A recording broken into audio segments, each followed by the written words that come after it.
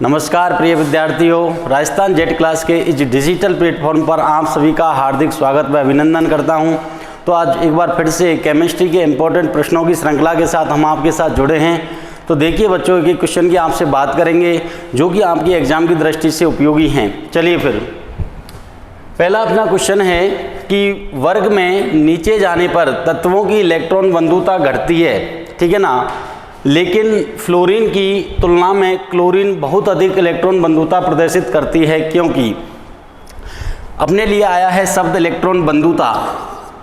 Electron बंधुता, देखिए बात करते हैं आपसे इलेक्ट्रॉन एफिनिटी की।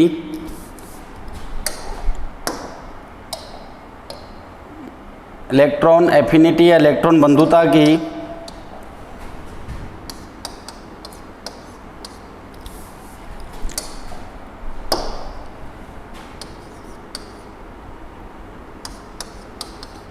इलेक्ट्रॉन बंधुता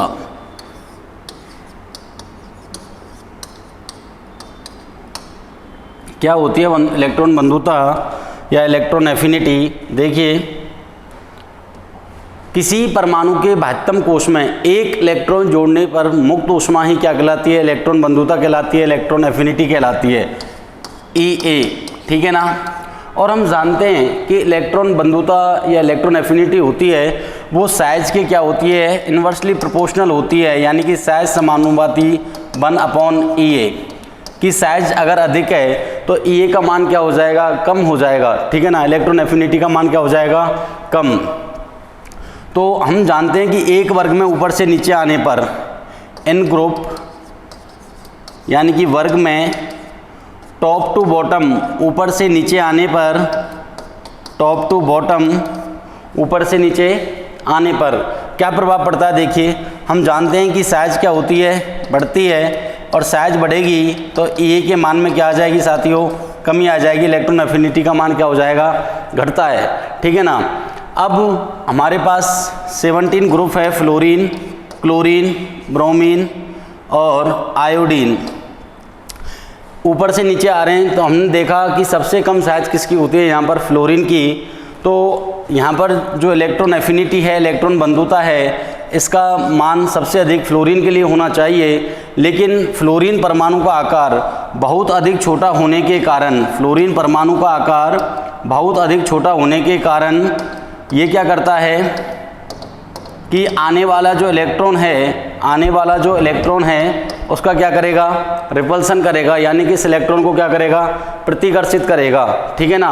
क्योंकि यहाँ पर इसका जो इलेक्ट्रॉन का घनत्व है वो क्या है? उच्च घनत्व है, और आकार क्या है? बहुत ज़्यादा छोटा। तो आप जानते हो कि सेम पोल जो होते हैं, यानी कि इलेक्ट्रॉन का क्या करता है? रिपल्सन करता है, प्रतिकर्षण करता है। तो जो ये आने वाला इलेक्ट्रॉन है आसानी से नहीं जुड़ पाता, ठीक है ना। यही तो इलेक्ट्रॉन बंधुता होती है कि किसी परमाणु के 72 कोश में एक इलेक्ट्रॉन जोड़ने पर मुक्त ऊष्मा या एक इलेक्ट्रॉन जोड़ने की क्षमता ही क्या कहलाती है? इलेक्ट्रॉन बंधुता कहलाती है साथियों। तो यहाँ पर ये इलेक्ट्रॉन आसानी से नहीं जुड़ता, जबकि आप जानते हैं कि ऊपर से नीचे आने पर जो साइज है, वर्ग है, उसमें क्या होती है? वृद्धि होती है, इंक्रीज होता है, ठीक है ना। तो हम देखते हैं कि फ्लोरीन से बड़ा आकार किसका होता है साथियों? क्लोरीन का होता है। किसका होता है? क्लोरीन का होता है। तो क्लोरीन में जो घनत्व है इलेक्ट्रॉन का वो कैसा रहता है? निम्न रहता है, ठीक है ना। तो जो 72 कोश में इलेक्ट्रॉन जोड़ने की क्षमता है ये अधिक रहेगी, यानी कि जो ये इलेक्ट्रॉन है फ्लोरीन की तुलना में क्लोरीन में क्या होता है? आसानी से जुड़ जाता है। क्लोरीन में क्या होता है? आवेश घनत्व क्या है? कम है, इसलिए ये इलेक्ट्रॉन आसानी से 72 कोश में आके जुड़ जाता है। क्लोरीन में देखिए 3 कोश होते हैं, पहले कोश में 2, दूसरे में 8 और तीसरे में 7, ठीक है ना। तो ये 72 कोश में आसानी से इलेक्ट्रॉन जुड़ जाता है। तो यहाँ पर कारण क्या रहेगा कि क्लोरीन की छोटी त्रिज्या तथा उच्च घनत्व, क्लोरीन की छोटी त्रिज्या तथा उच्च घनत्व, नहीं भाई, क्लोरीन की त्रिज्या फ्लोरीन से बड़ी होती है और घनत्व कैसे होता है? कम होता है। और हमने कहा क्लोरीन की छोटी त्रिज्या तथा उच्च घनत्व, नहीं, ये भी नहीं है। क्लोरीन की बड़ी त्रिज्या तथा निम्न घनत्व। हमारा जो राइट आंसर इसमें रहेगा वो ऑप्शन सी रहेगा। क्या रहेगा साथियों? ऑप्शन सी, कि जो क्लोरीन परमाणु है, इस क्लोरीन परमाणु की इलेक्ट्रॉन बंधुता फ्लोरीन की तुलना में क्या अधिक है। उसका कारण है कि क्लोरीन की जो त्रिज्या है वो फ्लोरीन की तुलना में क्या है, अधिक है, और आवेश घनत्व क्या है, कम है, ठीक है ना। इसलिए ये बाध्यम कोश में आसानी से इलेक्ट्रॉन जोड़ लेते हैं, इसलिए इनकी इलेक्ट्रॉन बंधुता का मान फ्लोरीन से क्या हो जाता है, अधिक हो जाता है। नेक्स्ट क्वेश्चन की आपसे बात करें कि दर्शाए गए त्रिक में से किसका बंध क्रम 2.5 है। तो साथियों बॉन्ड ऑर्डर की हम बात कर रहे हैं, किसकी, बॉन्ड ऑर्डर की, बंध क्रम की। देखिए बॉन्ड ऑर्डर यानी कि बंध क्रम, ठीक है ना। और बंध क्रम निकालने के लिए हमने आपको ट्रिक बताई थी, यदि 8 से अधिक इलेक्ट्रॉन हैं उनके लिए एक ट्रिक बताई है मैंने आप लोगों को। तो 8 से अधिक इलेक्ट्रॉनों के लिए ट्रिक क्या है, देखिए वैसे बंध क्रम हम निकालते हैं 1/2 और NV minus NA, NV minus NA। यहाँ पर NV क्या था, यानी कि बंधित इलेक्ट्रॉन की संख्या, और Na क्या है, प्रतिबंधित या अबंधित इलेक्ट्रॉन की संख्या। इससे हम बॉन्ड ऑर्डर या बंध क्रम का क्या निकाल लेते हैं, मान निकाल लेते हैं। अब हम बात करें आपसे, तो इसमें देखिए ट्रिक हम पढ़ते हैं क्या, कि electron, number of electron, electron की संख्या कितने से अधिक हो, 8 से अधिक हो, तो ये ट्रिक हमारे काम आएगी।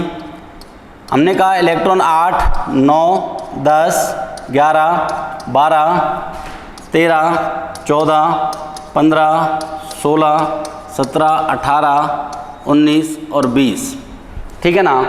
8 से लेकर के 20 तक यदि इलेक्ट्रॉन हैं किसी मॉलिक्यूल में, अणु में या एटम में, तब आप बंध क्रम कैसे निकालोगे।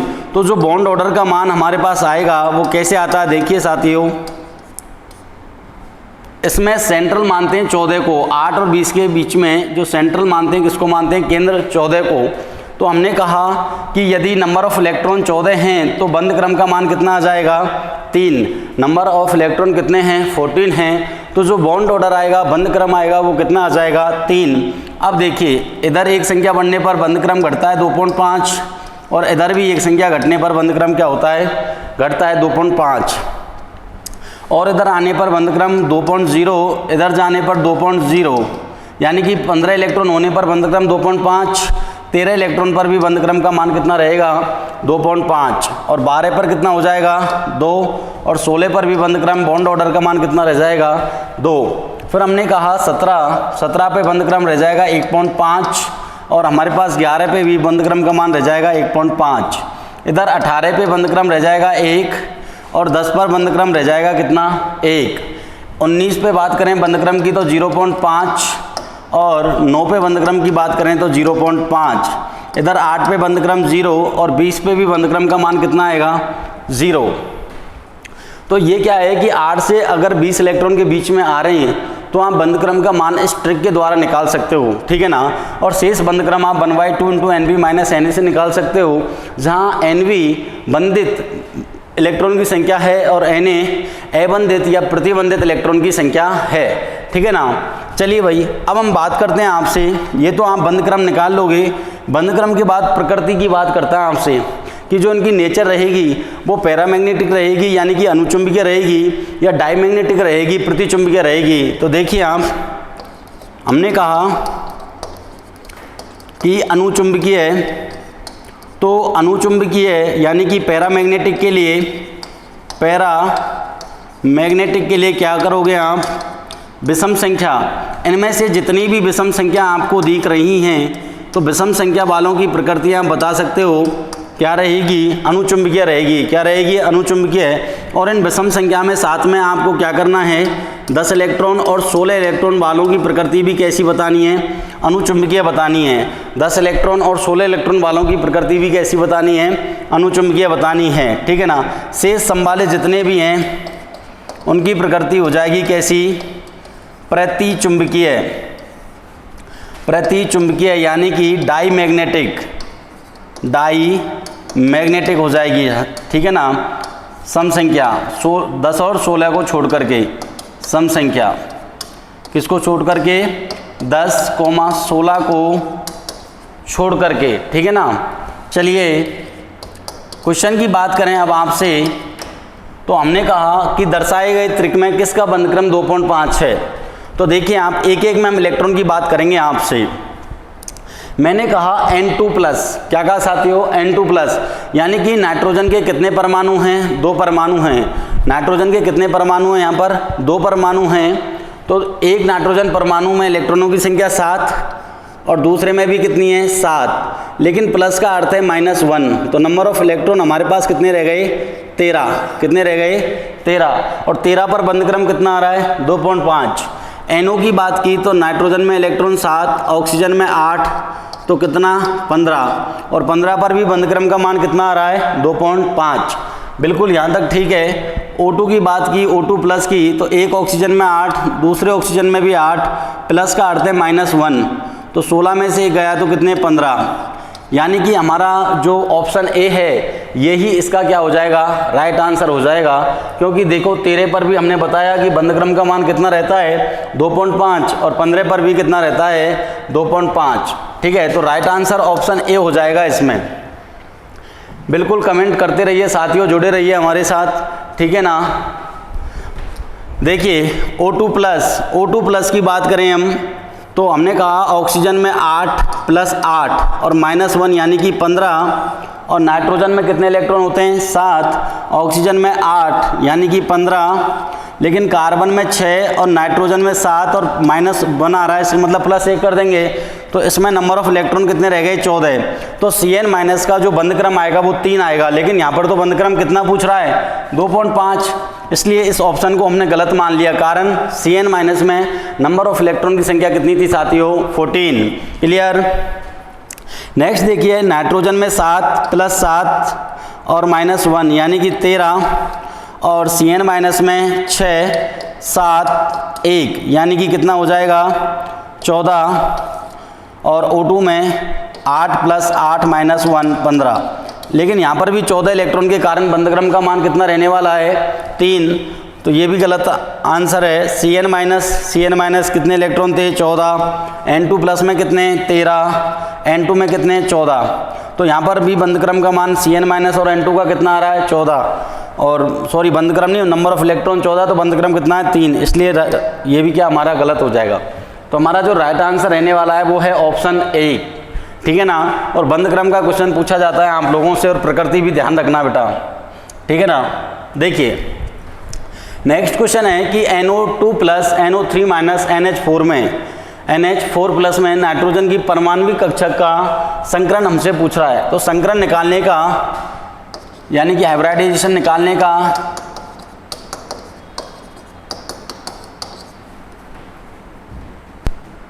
देखिए, हाइब्रिडाइजेशन यानी कि सिग्मा+ लोन पेयर से हम निकाल सकते हैं आसानी से, ठीक है ना।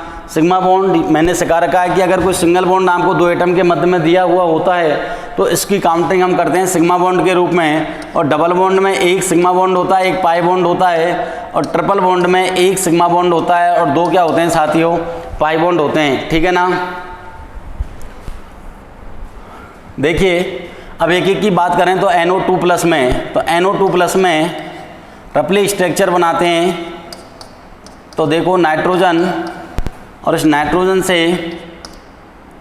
एक ऑक्सीजन, इधर दूसरी ऑक्सीजन, और नाइट्रोजन परमाणु पर क्या आ गया, प्लस चार्ज। यानी कि नाइट्रोजन के बातम कोष में 5 इलेक्ट्रॉन थे, एक तो डोनेट कर दिया इसलिए प्लस चार्ज, और 2 डबल बॉन्ड से जुड़ गए। तो हम बात करें सिग्मा 1 सिग्मा 2, ठीक है ना। तो आप जानते हो कि संकरण में भाग लेने वाले कक्षक कितने दिख रहे हैं, 2, यानी कि बंध क्रम 2 आ रहा है। तो संकरण कौन सा हो जाएगा, Sp, और ज्यामिति कैसी हो जाएगी, रेखीय है यानी कि लीनियर, ठीक है ना। NO2+ में संकरण Sp, क्योंकि बंध क्रम का मान कितना आ रहा है, 2, और अपनी जो स्ट्रक्चर होगी या अपन कह सकते हैं ज्यामिति जो होगी वो रेखीय हो जाएगी, ठीक है ना। फिर नेक्स्ट है अपना NO3-। NO3- में सेंट्रल एटम नाइट्रोजन से double bond oxygen oxygen oxygen, ठीक है ना। नाइट्रोजन पर वही प्लस, ऑक्सीजन माइनस माइनस। तो संकरण निकालेंगे, भाजतम कोष में कितने इलेक्ट्रॉन होते हैं नाइट्रोजन के, 5, 1 इलेक्ट्रॉन क्या कर दिया साथियों, डोनेट कर दिया, तो 4 बचे, 4 बॉन्ड से जुड़ रहा है यहाँ पर नाइट्रोजन। तो डबल बॉन्ड में 1 सिग्मा 1 सिग्मा 1 सिग्मा, यानी कि कितने आ रहे हैं बंध क्रम का मान, 3, और हम जानते हैं कि बंध क्रम 3 होता है तो संकरण हमारा होता है कौन सा, Sp2, और जो ज्यामिति हमारे पास आएगी वो आएगी क्या, trigonal planar, trigonal planar, clear, यानी कि समतल त्रिकोणीय। कैसी आएगी, समतल त्रिकोणीय। NH4+ की बात करें तो देखो आप NH4+ में क्या हो जाएगा, सेंट्रल एटम नाइट्रोजन से 4 हाइड्रोजन सिंगल बॉन्ड के द्वारा जोड़ दिए जाते हैं, ठीक है, और नाइट्रोजन पर प्लस चार्ज, तो सिग्मा 1, ठीक है ना, सिंगल बॉन्ड है इसलिए सिग्मा 2 3 4। बंद क्रम का मान कितना, लोन पेयर तो बचा ही नहीं, लोन पेयर नहीं बचा तो बंद क्रम कितना आया 4, क्योंकि आपके पास फॉर्मूला ये रहा संक्रमण निकालने का, sigma plus lone pair, clear. तो बंद क्रम का मान कितना है 4, और 4 पे संकरण कौन सा होता है, sp3। और ज्यामिति की बात करें तो कैसी हो जाएगी, टेट्राहेड्रल, टेट्राहेड्रल यानी कि चतुष्फलकीय, चतुष्फलकीय, ठीक है ना, चतुष्फलकीय हो जाएगी, क्लियर। तो देखो आप NO2+ में हमने संकरण देखा sp, NO3- में sp2 और NH4+ में sp3। तो राइट आंसर हमारा हो जाएगा sp, sp2, sp3। पहला वाला होगा नहीं, ये भी नहीं होगा, यानी कि right answer V, option V। इसमें जो हमारा राइट आंसर रहने वाला है वो क्या है, ऑप्शन V। चलिए नेक्स्ट क्वेश्चन की बात करें आप लोगों से, तो ये हमसे पूछ रहा है Na2S4O6 में, Na2S4O6 में सल्फर का ऑक्सीडेशन नंबर। तो देखिए Na2S4O6, ठीक है ना, मैं सल्फर का ऑक्सीकरण अंग हमको निकालना है, तो ने आपको बताया कि जिस एटम का ऑक्सीडेशन नंबर निकालना होता है उसके लिए हम क्या मान रखते हैं, मान x, क्या रखेंगे x। तो सोडियम की बैलेंसी 1+1 होती है, ठीक है ना, कितने अणु दे रखे हैं, 2 एटम के बीच में प्लस, सल्फर को क्या मानेंगे 4x, 2 एटम के बीच में प्लस, और यहाँ पर ऑक्सीजन की बैलेंसी क्या रखेंगे, -2, क्या रखेंगे -2, और कितने अणु हैं 6, बराबर में 0। अगर यहाँ पर कोई चार्ज होता तो बराबर में उस चार्ज या आवेश को रखते, लेकिन कोई चार्ज या आवेश नहीं है तो बराबर में क्या हो जाएगा दोस्तों 0। तो 2 एकम 2 plus 4x minus mummy papa में से कौन, मम्मी, 6 दूना 12, बराबर कितना बेटा 0, कितना 0। बिल्कुल राइट आंसर है आपका 2.5। इसी तरह जुड़े रहिए, बिल्कुल बेटा वेद प्रकाश राइट आंसर। चलिए नेक्स्ट देखिए आप, तो 4x माइनस को इधर ले जाएंगे तो प्लस का 12 और 2 इधर जाएगा तो माइनस, तो x बराबर हमारे पास बचा 10/4 बराबर 2.5। तो यहाँ पर जो सल्फर का ऑक्सीडेशन नंबर आएगा वो कितना आने वाला है 2.5। बिल्कुल कुछ बच्चों का राइट आंसर है, इसी प्रकार देते रहिए बेटा, ठीक है ना। देखिए नेक्स्ट क्वेश्चन की आपसे बात करें तो हमने कहा ऊष्मा शोषी अभिक्रिया के लिए सही है, ऊष्मा शोषी अभिक्रिया के लिए सही है। तो देखिए आप पढ़ते हो अभिक्रियाओं के प्रकार, टाइप ऑफ रिएक्शन, और उसमें ऊष्मा के आधार पर आपने पढ़ा अभिक्रियाओं के प्रकार यानी कि टाइप ऑफ रिएक्शन, ठीक है ना, किसके आधार पर, ऊष्मा के आधार पर। तो ऊष्मा के आधार पर अभिक्रियाओं के कितने प्रकार हम पढ़ते हैं दोस्तों, 2 प्रकार पढ़ते हैं। कौन कौन से, एक होता है ऊष्मा शोषी यानी कि एंडोथर्मिक, और एक हम पढ़ते हैं ऊष्मा क्षेपी यानी कि एक्सोथर्मिक, ठीक है ना। देखिए ऊष्मा शोषी एंडोथर्मिक और एक हम पढ़ते हैं ऊष्मा क्षेपी, ऊष्मा क्षेपी यानी कि एक्सोथर्मिक, एक्सोथर्मिक, ठीक है ना। तो हमने यहाँ पर आपसे कहा क्या कि ऊष्मा शोषी अभिक्रिया किन्हें कहते हैं हम, जिनमें ऊष्मा का क्या होता है, अवशोषण होता है, उन्हें हम क्या कह देते हैं, ऊष्मा शोषी अभिक्रिया कह देते हैं। और जिन अभिक्रियाओं में ऊष्मा का क्या होता है, उत्सर्जन होता है, ऊष्मा मुक्त होती है, बाहर निकलती है, उन्हें हम क्या कह देते हैं साथियों, ऊष्मा क्षेपी कह देते हैं। क्लियर। तो देखिए ऊष्मा का अवशोषण, ऊष्मा अवशोषण की अभिक्रिया क्या कहलाएगी, ऊष्मा शोषी एंडोथर्मिक, और ऊष्मा उत्सर्जन की अभिक्रिया क्या कहलाएगी, ऊष्मा क्षेपी, ठीक है ना। जैसे मैंने यहाँ पर कहा कि ये कोई रिएक्टेंट है ए बी क्या है, यहाँ पर कोई रिएक्टेंट है और इस ए बी रिएक्टेंट को हमने क्या दी, हीट दी यानी कि ऊष्मा दी। तो आप जब इसको ऊष्मा दोगे तो ये क्या करेगा, प्रोडक्ट में टूटेगा और टूटने के बाद ए प्लस बी में उत्पाद के रूप में बदल जाता है, ठीक है ना।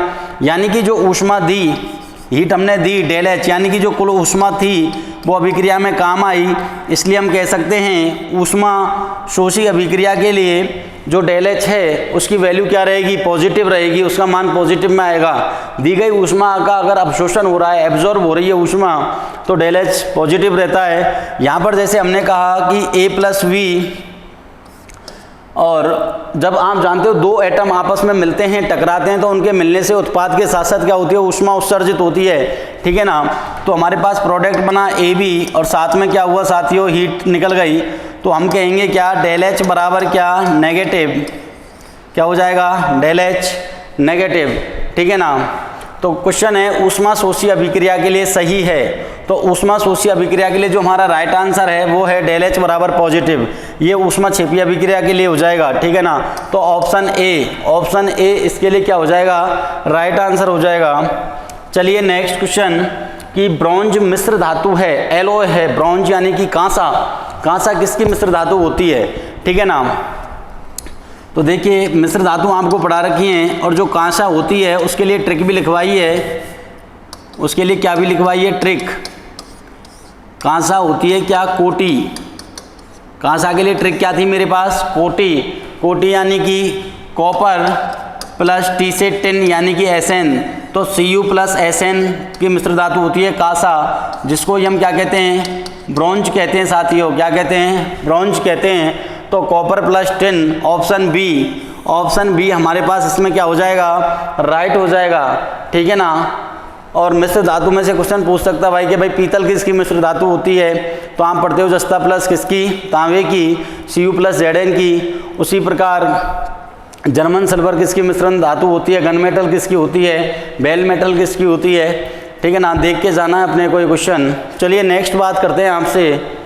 तो हमने कहा कि कोयले का शुद्धतम रूप है, तो देखिए कोयले का शुद्धतम रूप है, ठीक है ना।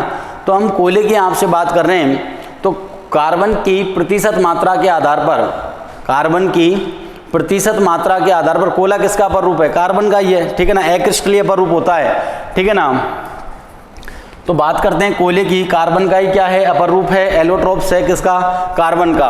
और कोयले में इस कार्बन की प्रतिशत मात्रा के आधार पर 4 भाग होते हैं कोयले के, कौन कौन से, हम पढ़ते हैं पीट, देखिए कोयला, और इस कोयले के 4 भाग हम पढ़ते हैं, 4 प्रकार हम पढ़ते हैं साथियों, कौन कौन से। पहला हमने कहा पीट, सेकंड हमने कहा लिग्नाइट, और थर्ड हमने कहा क्या, पीट, लिग्नाइट और बिटुमेंस,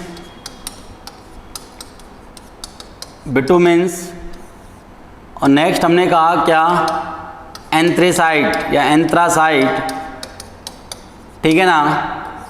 देखिए तो कोयले के जो 4 प्रकार आप देख रहे हो, पीट, लिग्नाइट, बिटुमेंस और एंथ्रासाइट, इनमें कार्बन की प्रतिशत मात्रा देखते हैं। तो पीट में कार्बन की प्रतिशत मात्रा होती है 50% से कम, किससे कम, 50% से कम, और लिग्नाइट में 60 से 70%, कितनी, 60 से 70%, और बिटुमेंस में 76 से 86% होती है लगभग कार्बन की प्रतिशत मात्रा, और एंथ्रासाइट में लगभग 98% होती है, कितनी, 98%।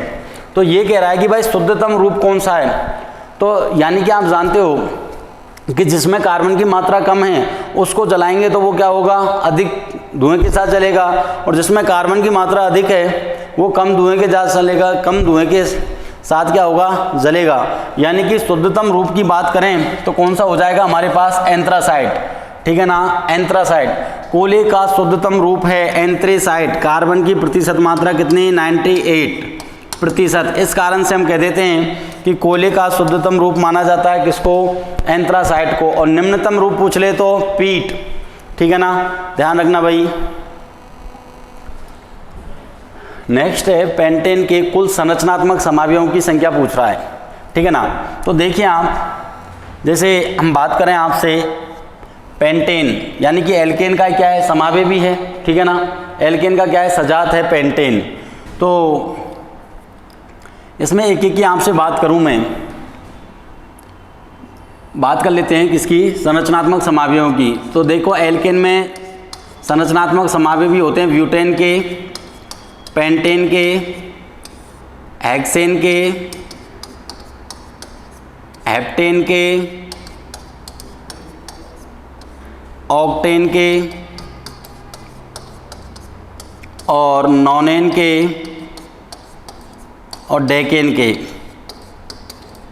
इनके संरचनात्मक समावयव पूछे जाते हैं आप लोगों से, ठीक है ना। ये सारे किसके सजात हैं, किसके होमोलॉग्स हैं, एल्केन के हैं। तो ब्यूटेन में संरचनात्मक समावयव भी बनते हैं कितने, 2, पेंटेन में 3 और हेक्सेन में 5, हेप्टेन में 9, ऑक्टेन में 18, नॉनेन में 35 और डेकेन में 75, ठीक है ना। ये क्या होती है, 235, 9, 18, 35, 75, ये इनके संरचनात्मक समावयवों की संख्या है एल्केन के, ठीक है ना। तो वो आपसे पूछ रहा है किसमें, पेंटेन में। किसमें, पेंटेन में संरचनात्मक समावयवों की संख्या कितनी हो जाएगी, 3। राइट आंसर हो जाएगा क्या, वी, ऑप्शन वी। बिल्कुल बेटा, बिल्कुल सही आंसर है आपका। कोमल इसी तरह जुड़े रहिए बेटा, रेनू बिल्कुल बेटा, राइट आंसर 3 सही है भाई, पढ़ते रहिए इस तरह से। चलिए नेक्स्ट क्वेश्चन, कॉपर का मुख्य अयस्क है, कॉपर का मुख्य अयस्क है तो कैलामाइन ZnCO3, तो ये तो किसका अयस्क हो जाएगा बेटा, जिंक का, Zn का। और डोलोमाइट यानी कि MgCO3.CaCO3, ये भी किसका नहीं है, मैग्नीशियम और कैल्शियम का अयस्क है। और मेलेकाइट होता है Cu2CO3.OH का होल ट्वाइज, ठीक है ना। तो मेलेकाइट किसका अयस्क हो गया, कॉपर का। किसका, कॉपर का। इसका फॉर्मूला क्या होता है, Cu2CO3.OH का होल ट्वाइज। तो कॉपर का मुख्य अयस्क है क्या, मेलाकाइट। क्लियर। चलिए भाई, बिल्कुल राइट आंसर आ रहे हैं भाई, इसी तरह देते रहिए, जुड़े रहिए।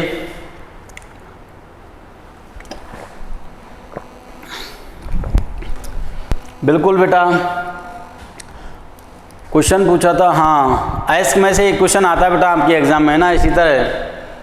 राइट आंसर है मेलाकाइट, है ना। ये किसका हो जाएगा, कैलामाइन, जिंक का। ये भी पूछा जा सकता है कि कैलामाइन किसका अयस्क है, जिंक का, ठीक है ना।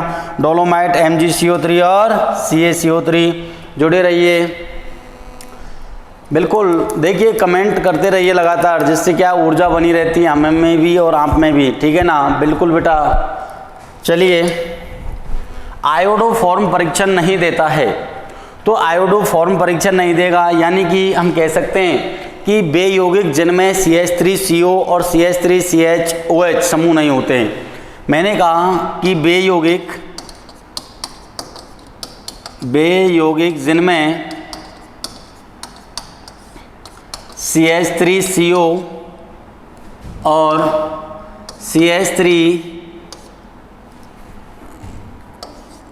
CH3CO और CH3COOH समूह नहीं होते हैं। CH3CO और CH3COOH समूह नहीं होते हैं, वो क्या करते हैं, आयोडोफॉर्म परीक्षण नहीं देते हैं, वो आयोडोफॉर्म परीक्षण नहीं देते हैं। तो देखिए, पेंटेन 2 पेंटेन 3 एथेनेल एथेनॉल, पेंटेन 3, ठीक है ना। इसमें CH3CO और CH3COOH समूह नहीं होते हैं, इसलिए ये आयोडोफॉर्म परीक्षण नहीं देते हैं, ठीक है ना। अगर ये समूह नहीं है तो आप कह सकते हो कि ये आयोडोफॉर्म परीक्षण नहीं देंगे। क्लियर। CH3CO और CH3CHOH, ठीक है ना, CH3CHOH समूह, ध्यान रखना ये 2 समूह, अगर ये नहीं है तो वो आयोडोफॉर्म परीक्षण नहीं देगा। तो पेंटेन 3 या 3 पेंटेन ये आयोडोफॉर्म परीक्षण नहीं देते हैं। NH3 का संयुग्मी बेस है। तो देखिए बच्चों, आप पढ़ते हो क्या, conjugate acid base concept, conjugate acid base concept यानी कि संयुग्मी अम्ल क्षार अवधारणा, ठीक है ना। और संयुग्मी अम्ल क्षार अवधारणा में मैंने कहा था कि जो अम्ल होते हैं, एसिड जो होते हैं, वो क्या करते हैं, जो अम्ल होंगे वो अम्ल करते हैं क्या, वो H+ तो करेंगे डोनेट, और डोनेट करके साथ में क्या बना लेते हैं, संयुग्मी क्षार, क्या बना लेते हैं, संयुग्मी क्षार। और जो क्षार की तरह बिहेवियर रखते हैं, ठीक है ना, वो क्या करते हैं, H+ करते हैं एक्सेप्ट, यानी कि H+ क्या करेंगे, ग्रहण करेंगे और अपना संयुग्मी बनाएंगे, किसको, अम्ल को, किसको बेटा, अम्ल को, संयुग्मी अम्ल, ठीक है। अम्ल क्या करेंगे, जैसे देखिए हमने आपसे कहा कंजुगेट एसिड बेस कंसेप्ट, संयुग्मी अम्ल क्षार अवधारणा की थोड़ी सी आपसे चर्चा करते हैं। देखो जरा, संयुग्मी अम्ल क्षार अवधारणा,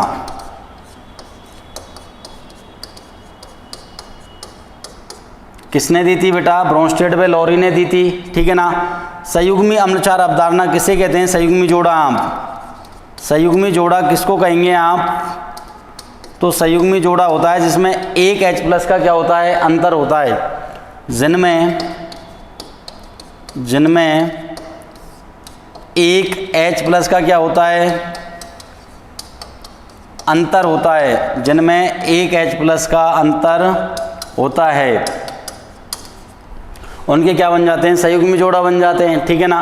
अब जैसे वहाँ पर हमने पढ़ा था कि NH3 अमोनिया और जल के जो अणु थे उनको ब्रोंस्टेड व लोरी बता नहीं पाए कि इनको हम एसिड में रखें या क्षार में, इसलिए दोनों में रख दिया, और दोनों में रखने के बाद अवधारणा दी थी संयुग्मी अम्ल क्षार अवधारणा, ठीक है ना। और उससे इनको समझाया था, ठीक है, कि जो पहले अम्ल की तरह बिहेवियर करेगा वो क्या करता है, H+ डोनेट करते हैं अम्ल, और क्या बनाएगा उसका संयुग्मी क्षार, क्योंकि ध्यान रखना अम्ल का संयुग्मी कौन बनता है, क्षार, और क्षार का संयुग्मी अम्ल, ये आपस में बनते हैं, ध्यान रखना, ठीक है ना।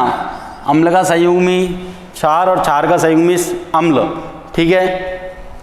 चलिए भाई, तो देखो NH3 का संयुग्मी क्षार पूछ रहा है, तो क्षार पूछ रहा है वो, ठीक है ना, कि भाई क्षार कौन सा होगा, संयुग्मी क्षार पूछ रहा है, यानी कि ये पूछ रहा है। तो इसको NH3 को संयुग्मी बेस यानी कि क्षार, और संयुग्मी क्षार बनाने के लिए क्या करना पड़ेगा, H+ डोनेट करना पड़ेगा। भाई ये इसको यहाँ पर किसकी तरह बिहेवियर करना पड़ेगा, अम्ल की तरह, और अम्ल की तरह बिहेवियर करेगा तो क्या डोनेट करेगा, H+, और H+ डोनेट करेगा तो क्या बना लेगा, संयुग्मी क्षार बना लेगा। तो बताओ NH3 है और NH3 ने क्या किया, H+ को डोनेट किया, और डोनेट करते ही क्या बनाएगा, NH2-, क्या बनाएगा, NH2- बनाएगा कि नहीं बनाएगा। भाई एक प्रोटॉन निकल गया तो क्या जाएगा, नेगेटिव चार्ज, और क्या बचा, NH2 बचा, ठीक है ना। तो इसका संयुग्मी ये क्या था, यहाँ पर अम्ल, और अम्ल का संयुग्मी हमने कहा क्या बनता है, क्षार, संयुग्मी क्षार, क्लियर। चलिए भाई, तो NH3 का संयुग्मी क्षार है NH2-,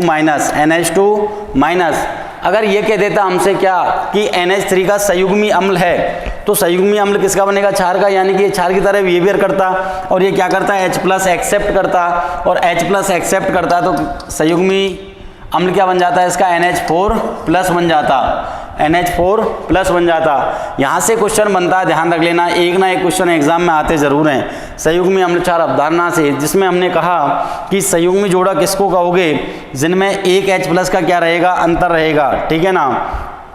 तो अम्ल क्या करेगा, H+ डोनेट करके संयुग्मी क्षार बनाएगा, और क्षार क्या करते हैं, H+ एक्सेप्ट करके संयुग्मी अम्ल बनाते हैं। तो क्वेश्चन था कि NH3 का संयुग्मी बेस है, संयुग्मी बेस यानी कि संयुग्मी क्षार पूछ रहा है, और क्षार बनाने के लिए बिहेवियर किसकी तरह करना पड़ेगा, एसिड की तरह, और एसिड की तरह बिहेवियर रखते हो तो H+ क्या करना पड़ता है, डोनेट। आर्हेनियस कहते हैं कि जो प्रोटॉन जो जलीय विलयन में H+ आयन देते हैं वो क्या कहलाते हैं, अम्ल।